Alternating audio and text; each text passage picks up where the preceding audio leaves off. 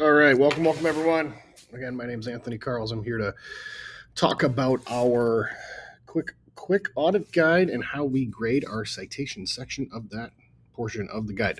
So we're going to go over a couple things here today.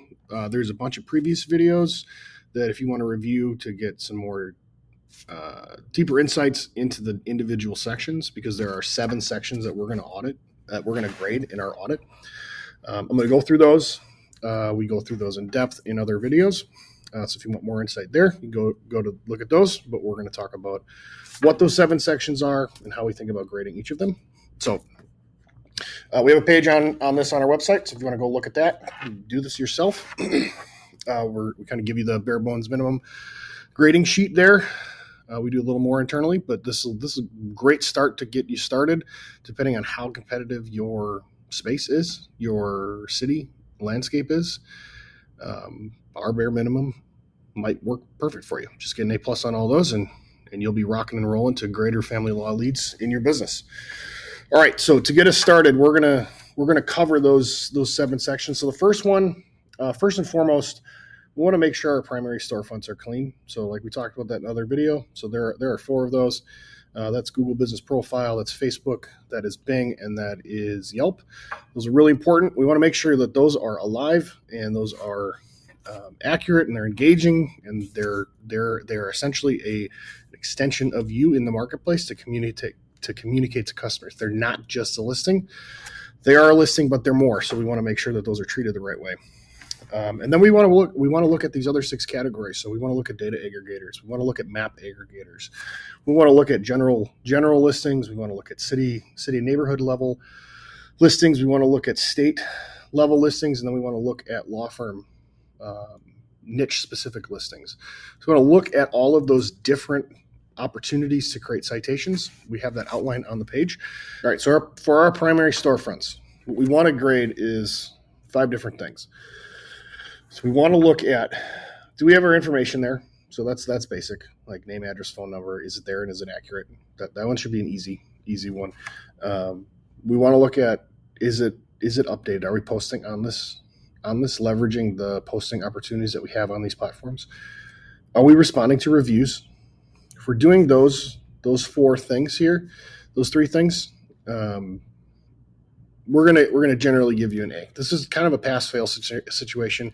If we're not doing those things, like our stuff is inaccurate, we're not responding to reviews, we're not leveraging posting, we're not completing the profile wholly, like we're not doing these basic things, we're gonna fail on that one. That one we're gonna grade a D. Otherwise, if we're doing well, we're going to grade it an A. This is a primary storefront. This is like having the wrong phone number on your website. You just need to have this stuff done. Then we're going to look at those other 7 or those other 6 opportunities for increasing your rank. So like we mentioned before, there are 6 of them. Data aggregators, map aggregators, general listings, city level citations, state level citations, and then legal niche citations. We want to look at all of those, make sure that we're present on them. And that's one of the criteria. That's part 3. So we want our business listed on all of these top directories. If we're missing from, we would grade that an A. If we're missing from 1 to 3 of them, we're going to give it a B. 4 to 7, that'll be a C. If we're missing 7 or more of these, we're probably going to grade that a D. You can see which ones we're going to evaluate on that page on our website. And then we're going to look at consistency. So what consistency means is the way we have our information cited. So that's the way we write our name, the way we write our address, and the phone number that we have, those 3. Is it consistent across all the platforms? Or sometimes we're using Sterling Lawyers on one platform and then Sterling Lawyers LLC on the other one, same name, but that's an inconsistent name. Or are we spelling road out on one and using RD on another one? Again, that's an inconsistent address. So again, if they're all accurate and consistent, we give that an A. If there's minor inconsistencies, that would be a B. So that's like 2 or less. A C would be 3 to 5 missing, more than 5 that are inconsistent. Now we're really confusing Google and the local algorithm for improving map ranking. So we're going to want to improve that. And then third part. So are we present? Are we consistent? And the third one is it accurate? You would be very surprised to find out that a lot of our clients, when we start working with them, like simple things like their phone number isn't accurate, or there's an old address, or somehow the name is wrong. That's the address, that's the phone number, but that's not the name of our firm. We were Bob, Jones, Smith, and Johnson, and Johnson left, and now we're just Smith and Johnson.